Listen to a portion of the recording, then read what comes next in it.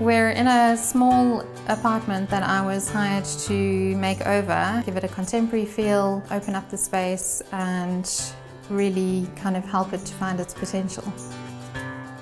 When it came to this apartment, the most important consideration was the limited space, which we had to obviously take into account right from the beginning because we needed to incorporate not only a living area but also a dining area. So there were quite a few aspects that we had to take into account in a smallish space. One of the biggest limitations in decorating the space was the fact that it's a rental apartment.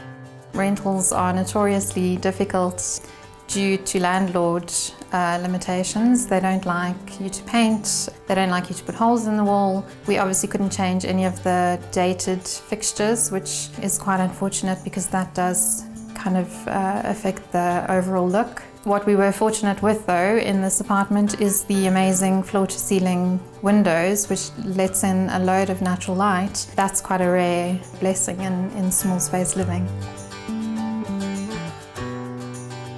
What we did was bring in the L-shaped corner suite as the sort of family living area. This helps to keep the open plan look going without restricting the space too much.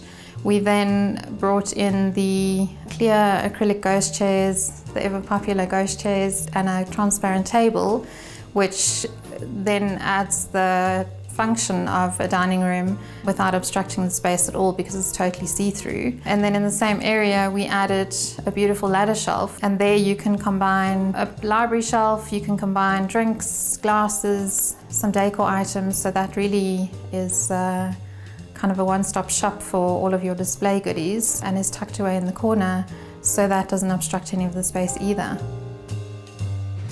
We initially didn't change the paint color, so the entire makeover was done with the yellowy cream existing walls. Once we had completed the makeover though, we then sold the idea to the landlord that a cooler grey sort of palette would work so much better with the new contemporary look and feel, and we ended up repainting the walls in this beautiful cool grey. We've kept the entire apartment very neutral so that you can bring in accent colours here and there, and then down the line it's easy changes to have a completely different look. So we've gone with stones and greys as the overall sort of palette, and then we've added in accents of blush and grey, a bit of charcoal here and there, but mostly keeping it very neutral. I think we were fortunate in this apartment in that it does give its own illusion of space. With the sort of double volume windows, it is quite an airy, spacious apartment anyway. We did want to keep that feel going, but at the same time we wanted to bring in a bit of coziness so that for the family living on the corner suite, it would be warm and welcoming as well as feel trendy, contemporary and sort of minimalistic almost. The bedroom was probably one of the most amazing projects that I've taken on. This started out as a male-dominated space. Heavy browns, brown carpet, brown curtains, yellowy cream walls again. This needed to be transformed into a romantic, soft, tranquil sort of sanctuary for, think, busy mom, kids running around, and at the end of a hectic day all she wants to do is run away to her sanctuary. So there we brought in sort of a whimsical romantic feel. We used gorgeous peony grayscale decals on the feature wall.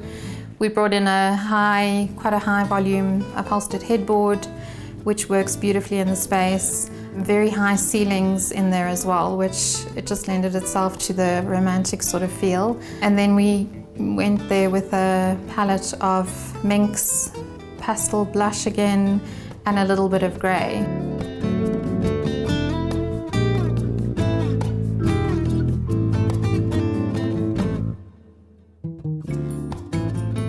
I think if I can give advice on decorating a rental space, it would be where you can negotiate with the landlord to paint. That's a great option because that really transforms the space from quite dated to really modern and contemporary. The contractors or the developers love to use the yellowy cream stock standard walls and floor tiles.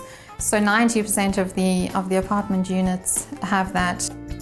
I think I always say to keep it as simple as possible. The new sort of Scandi designs work well in small spaces. I would veer away from things like antique furniture, heavy dark woods, because they just tend to sort of close the space in. So go for lighter palettes and then more contemporary furniture. The transparent, the very popular transparent acrylic furniture definitely works well in your lounge, in your dining room. We're seeing it a lot in studies and bedrooms now as well. So I would go sort of that route in a small space.